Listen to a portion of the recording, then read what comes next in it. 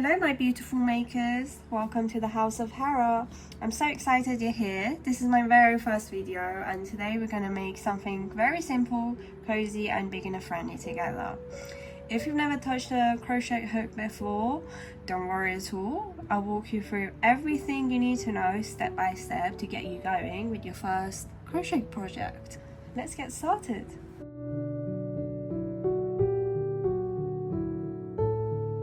So the first things you need to know is simple yarn. I'd recommend using a lighter colored yarn because it makes you see the chains and the stitches a bit more clearly. And then you need a hook. So I'm using a 3.5 millimeters hook. I recommend using a 3.5, or you can also use a 4 millimeters or a 3 millimeters hook size. Any of those sizes would work, but still use whatever you have in hand to just get you started so you can start practicing, and when you get the hang of it you can kind of invest in getting better hooks, better yarns. I'm using a acrylic yarn here, but you can use a cotton yarn, anything, just something that makes you get started. So anything at all would work. So to begin with, we're going to learn how to hold a yarn. There is like a million different ways, but I'm here to tell you not to make the same mistake that I did when I began crocheting. I used to hold my yarn like this. This seems very easy in the beginning, but as you go crocheting for more than 30 minutes, this thing is gonna hurt so bad. So I would not at all recommend this. What we do is we take this yarn over this little finger, create a loop around it, go under these two fingers, over my index finger, and create a loop around that as well. So that's kind of two loops. So I'm going to show you one more time. We go over this little finger, create a loop, under these two middle fingers, over my first index finger, okay, and then create a loop over there as well. And I hold it with my thumb against my middle finger.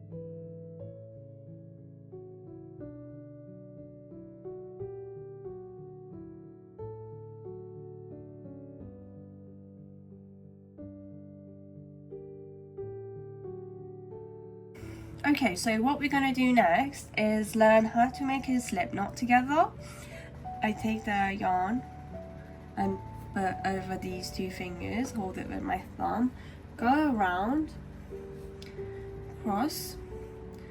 I go over this first yarn here, that's the first yarn on my middle finger, take the second one, pull it out as I'm holding these two ends of yarns, okay, and then tighten it. Okay, let's do it one more time, very slowly.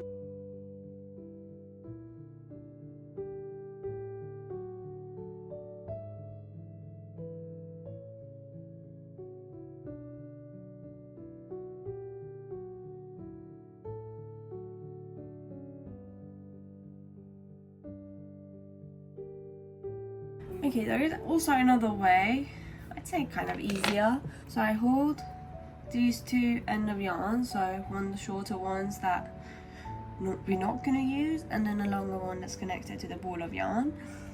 I'm going to take these two and twist it, and take either ends is fine, but I prefer to take the shorter one because we're not going to use that and I don't like wasting yarn.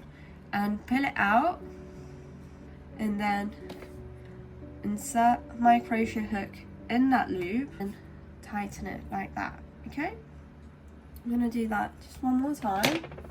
So I take these two ends of yarns, I twist it, I take the shorter end, but as I said, both are fine.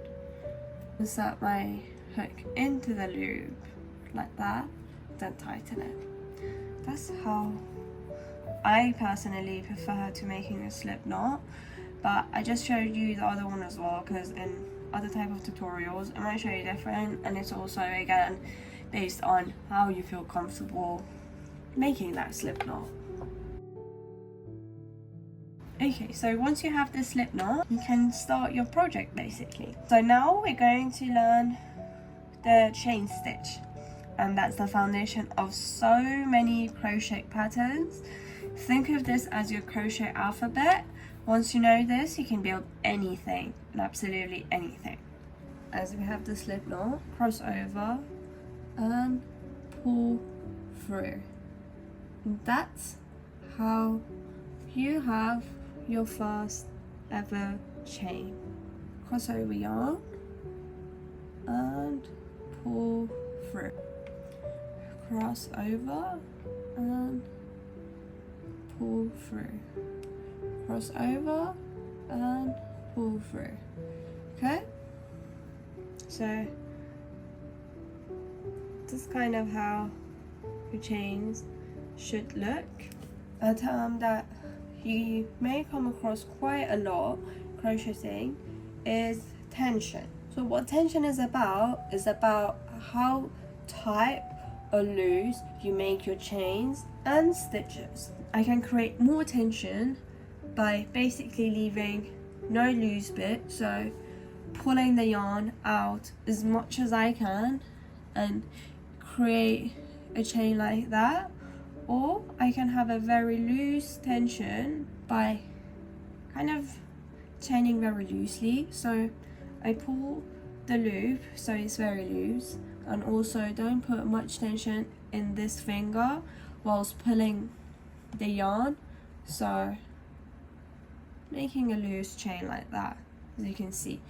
And having a consistent tension alongside your project is very, very important, as it kind of prevents it from looking wonky, kind of like wavy alongside the project and things like that. Try to keep the tension the same alongside your project, and it's very important that you use a crochet hook that goes with the yarn size. So let's say if you want a tighter tension within your project, you should use a smaller hook size compared to your yarn size, and if you want less tension and kind of a more looser looking project, you use a bigger hook size for your yarn size. Okay, you see how it starts to look like a little braid?